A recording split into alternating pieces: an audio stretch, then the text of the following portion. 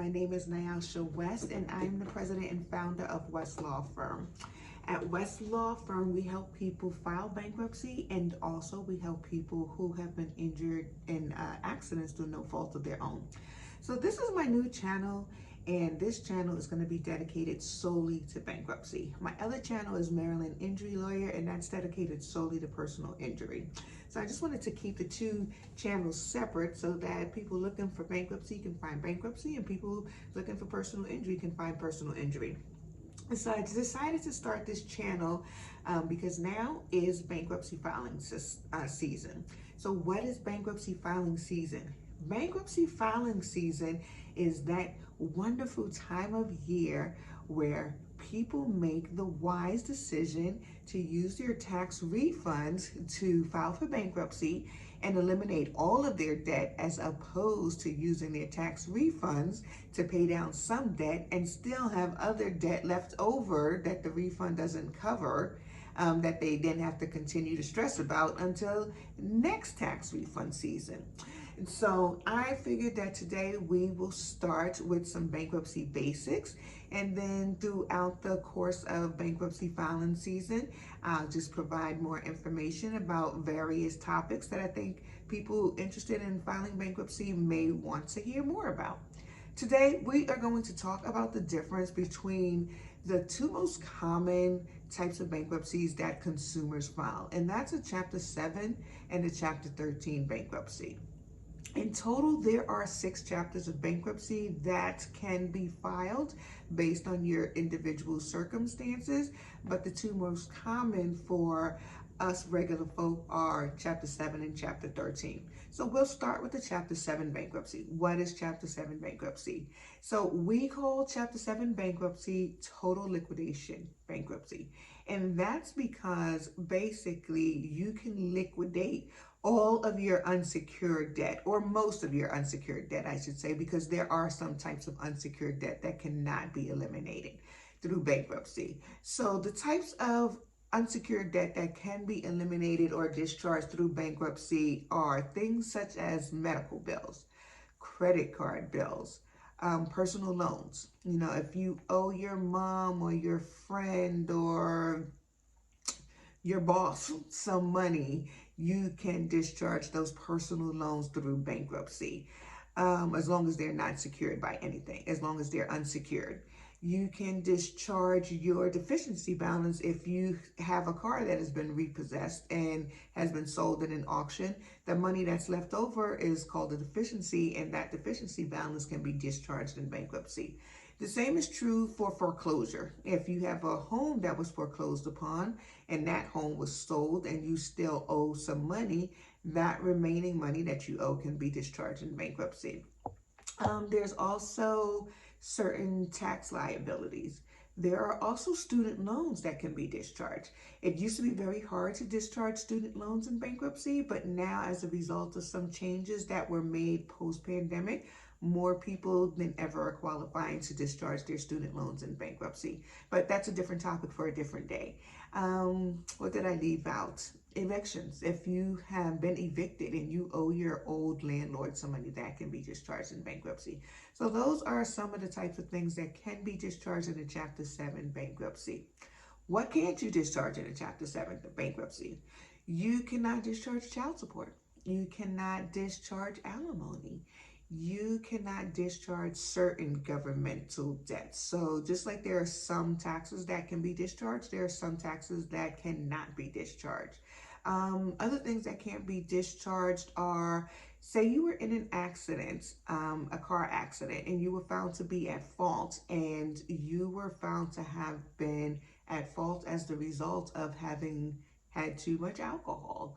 That award that the plaintiff got, you cannot discharge that in bankruptcy. There are some other things that can't be discharged in bankruptcy with the Chapter 7. So if you have questions about that, feel free to leave me a message below and I will try my best to get to it. So a Chapter 7 bankruptcy, like I said, is a total liquidation bankruptcy. The process from start to finish usually takes about 3 to 4 months. So it is the fastest bankruptcy. the least expensive bankruptcy, and the one that will help you get rid of the majority of your debt. With a Chapter 13 bankruptcy, on the other hand, it is not as cheap or inexpensive as a Chapter 7 bankruptcy. It is certainly not as short. You are in a Chapter 13 bankruptcy for 3 to 5 years, and you may not eliminate all of your debt at the end of that bankruptcy. Some people may, but the majority of people will not. So why would anybody file a Chapter 13 bankruptcy? That is an excellent question, if I do say so myself. So, people who file Chapter 13 bankruptcy do so for several reasons. Number one, maybe they cannot file a Chapter 7 bankruptcy because they filed a Chapter 7 bankruptcy previously, and there has not been enough time between when they filed that first one and the one that they're considering filing now. You have to have 8 years between filing 2 Chapter 7 bankruptcies. They may also find that they make too much money to be in a Chapter 7 bankruptcy, or perhaps they have some equity in their home and they cannot file a Chapter 7 bankruptcy because they have too much equity.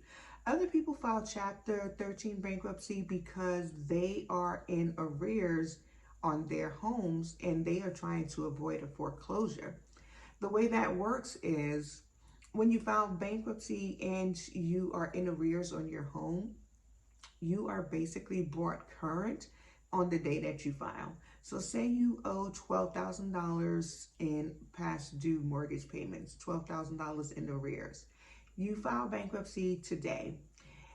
That means that today you are immediately brought current.